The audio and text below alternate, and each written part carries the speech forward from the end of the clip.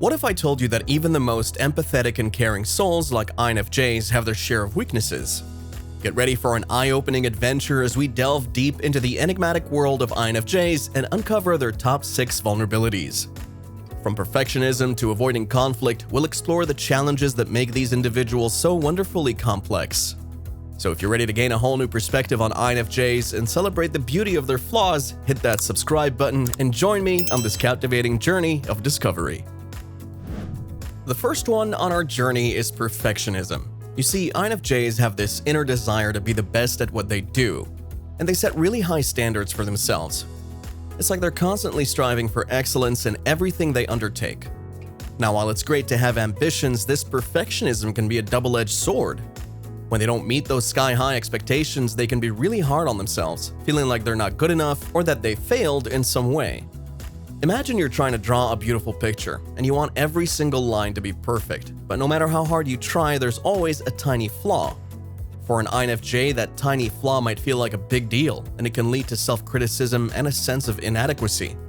So this constant pursuit of perfection can sometimes take a toll on their self-esteem, causing unnecessary stress and anxiety. Now here's the interesting part. While INFJs may view this as a weakness, it's also a sign of their passionate nature and dedication to doing things well. By understanding this trait, they can learn to balance their pursuit of excellence with self-compassion and accept that imperfections are a natural part of being human. Embracing their unique abilities and giving themselves a little grace can truly transform this perceived weakness into a source of strength. Therefore, if you're an INFJ watching this, keep in mind that you are wonderful regardless of your flaws. And for everyone else, let's celebrate the beauty of embracing our flaws and growth in this roller coaster of life. Let's move on to the second one, which is overthinking. You know how sometimes you find yourself caught in a web of thoughts, analyzing every little detail of a situation? Well, that's exactly what happens to our dear INFJs. Their minds are like busy little detectives, always searching for the best answers and trying to make sense of things. While it's great to be analytical, it can become a bit overwhelming for them. They tend to overanalyze situations, replaying events in their minds and imagining different scenarios, which can lead to a loop of indecision. Imagine having so many thoughts swirling in your head that it's tough to make a clear decision. That's what our beloved INFJs experience. You might wonder why they do this, right? Well, it's because INFJs care deeply about the outcomes of their choices. They want to make the best decisions to avoid any negative consequences or hurting others. But sometimes this overthinking can hold them back from taking action, and they might end up feeling stuck or paralyzed by too many thoughts. But fear not, there is a bright side to this weakness. INFJs' analytical minds also come with incredible intuition and problem-solving abilities. By acknowledging their overthinking tendencies and learning to trust their instincts, they can turn this perceived weakness into a superpower. So if you're an INFJ watching this, embrace your thoughtful nature and remember, sometimes the best decisions come from following your heart and gut. And for all of us, let's be mindful of our minds and find that perfect balance between analyzing and taking action. Another fascinating weakness is the difficulty of saying no. You know how INFJs are incredibly empathetic and caring individuals? Well, that's what makes them so special. But sometimes this caring nature can become a bit of a challenge for them. You see, they find it hard to turn down requests or say no when someone asks for their help. It's like they have this natural instinct to be there for others and they don't want to let anyone down. So what happens is that they often end up overcommitting themselves, taking on way too much on their plate. Imagine someone asking for your assistance and you genuinely want to help them because you care so much. But deep down, you know you're already swamped with other tasks. INFJs experience this dilemma too, and they don't want to disappoint anyone. It's like they want to be superheroes, but even superheroes need to take care of themselves, right? But here's the cool part. Acknowledging this weakness can lead to growth and healthier boundaries.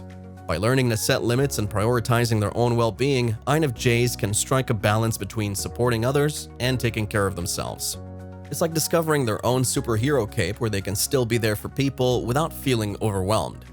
So if you're an INFJ, know that your caring heart is incredible, but don't forget to be kind to yourself too.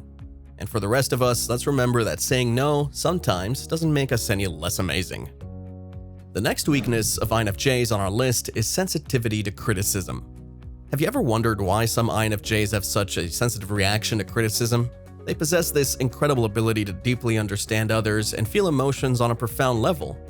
But when it comes to feedback, even if it's well-intentioned, they can become like emotional sponges, absorbing every word and taking it straight to the heart.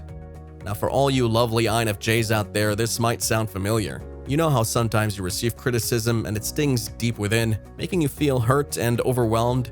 It's like you can't help but ponder over these words, even if it's just a small piece of advice.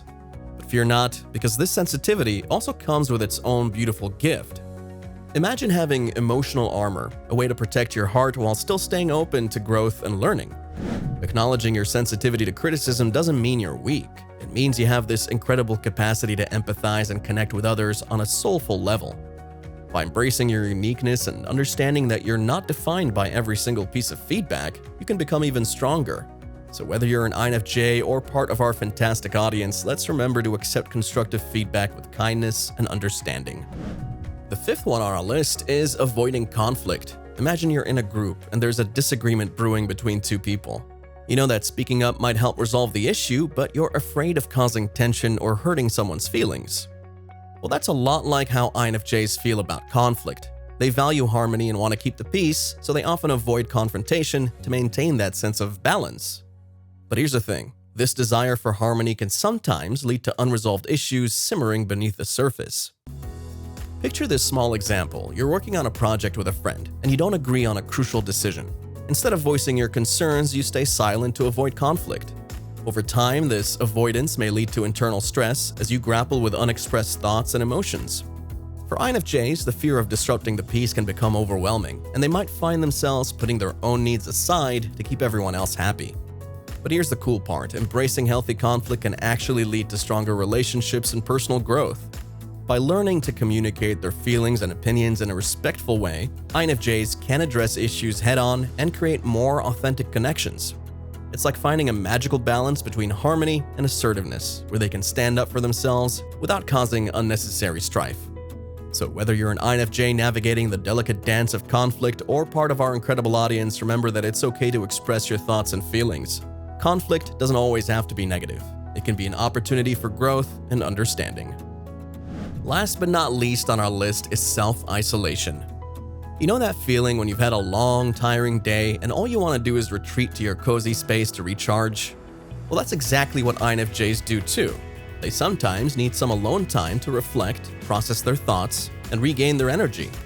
It's like finding solace in solitude, and it can be really refreshing for them. But here's the catch. This self-isolation can sometimes lead to feelings of loneliness or being misunderstood. Imagine you're spending some quiet time alone, and your friends or family members start wondering why you're distant or not joining in. For INFJs, this might happen too, and it can be tough for them to explain their need for solitude without feeling misunderstood. They don't mean to push people away, but they also don't want to overwhelm themselves with constant social interactions. But here's the fascinating part. Self-isolation can actually be a healthy way for INFJs to recharge their emotional batteries and come back stronger. It's like finding the perfect balance between spending time alone and connecting with others. The best of both worlds. So if you're an INFJ watching this, remember that it's okay to take some me time to recharge and reflect. And for everyone else, let's be compassionate and understanding of our friends or loved ones who might need some space every now and then. If you found this video insightful, don't forget to hit that thumbs up button and subscribe for more exciting content.